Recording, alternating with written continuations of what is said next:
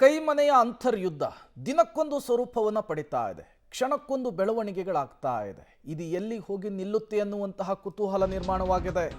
ಹೌದು, ರಾಜ್ಯ ಕಾಂಗ್ರೆಸ್ನಲ್ಲಿ ಕುರ್ಚಿ ಗಲಾಟೆ ತಾರಕಕ್ಕೇರ್ಬಿಟ್ಟಿದೆ. ಒಂದು ಕಡೆ ಮಲ್ಲಿಕಾರ್ಜುನ್ ಖರ್ಗೆ ಜೊತೆಗೆ ಸಂಧಾನ ವಿಫಲವಾಗಿದೆ. ಮತ್ತೊಂದು ಕಡೆ ಸಿಎಂ ಡಿಸಿಎಂ ರಾಜಕೀಯ ತಂತ್ರಗಾರಿಕೆಯನ್ನು ಹೆಣಿತಾ ಇದ್ದಾರೆ. ಹೈಕಮಾಂಡ್ ತೀರ್ಮಾನವೇ ಅಂತಿಮ ಅಂಥೇಳಿ ತಂತ್ರ ಪ್ರತಿತಂತ್ರ ಎರಡೂ ಕಡೆಯಿಂದ ಆಗ್ತಾ ಇದೆ.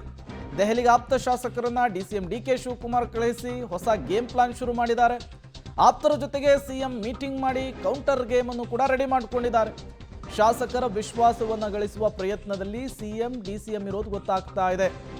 ಆಪ್ತ ಬಣವನ್ನು ಗಟ್ಟಿ ಮಾಡಿಕೊಳ್ಳುವುದಕ್ಕೆ ಇಬ್ಬರು ನಾಯಕರು ಮುಂದಾಗಿರೋದು ಸ್ಪಷ್ಟವಾಗಿ ಗೊತ್ತಾಗ್ತಾ ಇದೆ.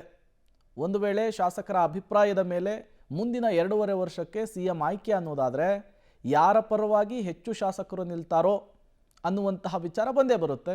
ಹಾಗಾಗಿ ಶಾಸಕರನ್ನು ಹಿಡಿದಿಟ್ಟುಕೊಳ್ಳುವ, ಶಾಸಕರಿಗೆ ವಿಶ್ವಾಸಕ್ಕೆ ತೆಗೆದುಕೊಳ್ಳುವಂತಹ ಕೆಲಸ ಆಗ್ತಾ ಇದೆ. ಹಾಗಾದರೆ ಸಿಎಂ ಡಿಸಿಎಂ ಲೆಕ್ಕಾಚಾರ ಏನು?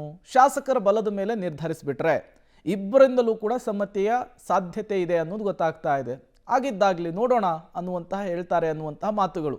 ಮೊದಲ ಬಾರಿ ಸಿಎಂ ಆಗುವಾಗ ಶಾಸಕರ ಬಲವನ್ನು ಸಿದ್ದರಾಮಯ್ಯನವರು ಪಡೆದಿದ್ರು. ಬಟ್ ಈ ಬಾರಿ ಹಂಗಾಗಲಿಲ್ಲ. ದೆಹಲಿ ಮಟ್ಟದಲ್ಲಿ ನಿರ್ಧಾರ ಆಯಿತು. ಡಿ ಕೆ ಶಿವಕುಮಾರ್ ದೊಡ್ಡ ಮಟ್ಟದ ಪೈಪೋಟಿಯನ್ನು ಕೊಟ್ಟಿದ್ದರು. ತದನಂತರ ಒಂದು ಜೆಂಟಲ್ ಅಗ್ರಿಮೆಂಟ್ ಆಗಿತ್ತು ಅನ್ನುವಂತಹ ವಿಚಾರವೂ ಕೂಡ ಮುನ್ನೆಲೆಗೆ ಬಂದಿತ್ತು.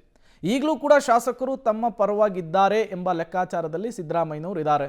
ಅವರ ಕಾನ್ಫಿಡೆನ್ಸ್, ಅವರ ಆತ್ಮವಿಶ್ವಾಸ ಅದನ್ನು ಹೇಳ್ತಾ ಇದೆ. ಬಟ್ ಸಿಎಂ ಲೆಕ್ಕಾಚಾರ ಉಲ್ಟಂಪಲ್ಟ ಮಾಡಿ ಶಾಸಕರ ಬೆಂಬಲವನ್ನು ಅತಿ ಹೆಚ್ಚಾಗಿ ಪಡೆಯೋದಕ್ಕೆ ಡಿಕೆಶಿ ಒಳಗೊಳಗೆ ಲೆಕ್ಕಾಚಾರ ಹಾಕ್ಕೊಂಡು ತಂತ್ರ ಪ್ರತಿತಂತ್ರವನ್ನು ಹೆಣಿತಾ ಇದ್ದಾರೆ.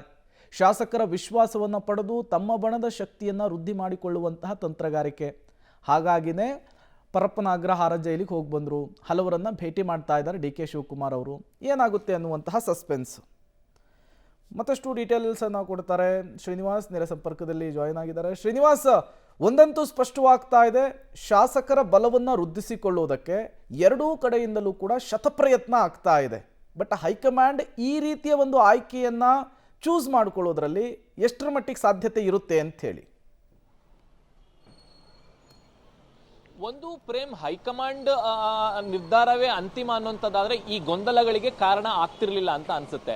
ಯಾವಾಗ ಡಿ ಕೆ ಶಿವಕುಮಾರ್ ಬಣ ಮತ್ತೆ ಸಿದ್ದರಾಮಯ್ಯನವರ ಬಣ ಪ್ರತ್ಯೇಕವಾಗಿ ಆಟವನ್ನ ಶುರು ಮಾಡಿದ್ದಾರೆ, ಸಹಜವಾಗಿ ಇದು ಹೈಕಮಾಂಡ್ ಹಂತದಲ್ಲಿ ದೊಡ್ಡ ಮಟ್ಟದಲ್ಲಿ ಇತ್ಯರ್ಥ ಆಗಲ್ಲ ಅನ್ನುವಂಥದ್ದು ಸ್ಪಷ್ಟವಾಗ್ತಿದೆ. ಹಾಗಾಗಿ ಅದು ಇಬ್ಬರಿಗೂ ಗೊತ್ತಿರೋದ್ರಿಂದ ಶಾಸಕರ ವಿಶ್ವಾಸವನ್ನ ಗಳಿಸುವಂತಹ ಪ್ರಯತ್ನವನ್ನ ಎರಡು ಬಣದಿಂದ, ಅದು ಸಿದ್ದರಾಮಯ್ಯನವರು ಮತ್ತೆ ಡಿ ಕೆ ಶಿವಕುಮಾರ್ ಅವರು ಮಾಡ್ತಿದ್ದಾರೆ ಅನ್ನುವಂಥದ್ದು ಎಲ್ಲರಿಗೂ ಗೊತ್ತು. ಡಿ ಕೆ ಶಿವಕುಮಾರ್ ಅವರು ಮೊನ್ನೆ ಜೈಲಿಗೆ ಹೋಗಿ ಇಬ್ಬರು ಶಾಸಕರನ್ನ ಭೇಟಿಯಾಗಿ ಬಂದ್ರು. ಅದು ಅವರ ಆರೋಗ್ಯ ವಿಚಾರಣೆ, ಅವ್ರನ್ನ ಯೋಗಕ್ಷೇಮ ವಿಚಾರಣೆ ಆದ್ರೂ ಕೂಡ ಅವರನ್ನ ಭೇಟಿಯಾಗಿ ಬಂದ್ರು. ಅನೇಕ ಜನ ಶಾಸಕರನ್ನ ಅವರು ಆ ದೂರವಾಣಿ ಕರೆಗಳ ಮೂಲಕ ವಿಶ್ವಾಸವನ್ನ ತೆಗೆದುಕೊಳ್ಳುವಂತ ಪ್ರಯತ್ನವನ್ನ ಮಾಡ್ತಿದ್ರು. ಜಾರ್ಜ್ ಅವರನ್ನ ಭೇಟಿಯಾಗಿ ಮಾತುಕತೆಯನ್ನ ನಡೆಸಿದ್ರು. ಮತ್ತೊಂದು ಕಡೆ ಸಿದ್ದರಾಮಯ್ಯವರು ಕೂಡ ತಮ್ಮ ಆಪ್ತ ಸಚಿವರು ಶಾಸಕರನ್ನ ಕರೆದು ಮಾತನಾಡುವಂತ ಪ್ರಯತ್ನ, ಅವರ ಜೊತೆನೂ ಕೂಡ ದೂರವಾಣಿ ಕರೆಗಳ ಮೂಲಕ ಆ ಅಭಿಪ್ರಾಯವನ್ನ ಮತ್ತು ವಿಶ್ವಾಸವನ್ನ ಗಳಿಸುವಂತ ಪ್ರಯತ್ನವನ್ನ ಮಾಡ್ತಿದ್ದಾರೆ. ಇಷ್ಟೇ, ಒಂದು ವೇಳೆ ಏನಾದರೂ ಹೈಕಮಾಂಡ್ ಮಟ್ಟದಲ್ಲಿ ಸಂಧಾನವು ವಿಫಲವಾದ್ರೆ ಅಂತಿಮವಾಗಿ ಹೈಕಮಾಂಡ್ ಏನಾದರೂ ಶಾಸಕರ ಬೆಂಬಲ ಯಾರಿಗಿದೆಯೋ ಅವರೇ ಮುಂದುವರಲಿ ಅನ್ನುವಂತಹ ಅಭಿಪ್ರಾಯಕ್ಕೆ ಏನಾದರೂ ಬಂದ್ರೆ ಮುಂದಿನ ದಿನಗಳಲ್ಲಿ ಶಾಸಕರ ಬೆಂಬಲ ಬೇಕು ಅನ್ನುವಂಥದ್ದು ಇಬ್ಬರಿಗೂ ಗೊತ್ತು. ಹಾಗಾಗಿ ಈಗಲಿಂದನೇ ಕೂಡ ಅದಕ್ಕೆ ತಯಾರಿಯನ್ನು ಮಾಡುವ ಮೂಲಕ ಮುಂದೆ ಬರುವಂತಹ ವಿದ್ಯಮಾನಗಳಿಗೆ ಜೋಡಿಸ್ಕೊಳ್ಬೇಕು ಅನ್ನುವಂಥ ನಿಟ್ಟಿನಲ್ಲಿ ಇಬ್ಬರು ಕೂಡ ಪ್ರಯತ್ನಗಳನ್ನು ಮಾಡ್ತಿದ್ದಾರೆ. ಮುಂದುವರೆದು ಡಿ ಕೆ ಶಿವಕುಮಾರ್ ಅವರು ತಮ್ಮ ಬೆಂಬಲಿಗರನ್ನೇ ದೆಹಲಿಗೆ ಕಳಿಸಿದ್ದಾರೆ. ಸಿಎಂ ಬೆಂಬಲಿಗರು ದೆಹಲಿಗೆ ಹೋಗದೆ ಹೋದ್ರು ಕೂಡ ಅವರನ್ನ ವಿಶ್ವಾಸಕ್ಕೆ ತೆಗೆದುಕೊಳ್ಳುವಂತ ಪ್ರಯತ್ನವನ್ನ ಸಿಎಂ ಅವರು ಕರೆದು ಮಾತನಾಡುವಂತ ಪ್ರಯತ್ನವನ್ನ ಮಾಡ್ತಿದ್ದಾರೆ. ಹೀಗಾಗಿ ಹೈಕಮಾಂಡ್ ದೆಹಲಿಯಲ್ಲಿ ನಡೆಯುವಂತಹ ಸಂಧಾನ ಸಭೆಯ ಮೇಲೆ ಇದೆಲ್ಲವೂ ಕೂಡ ನೆಟ್ಟಿದೆ.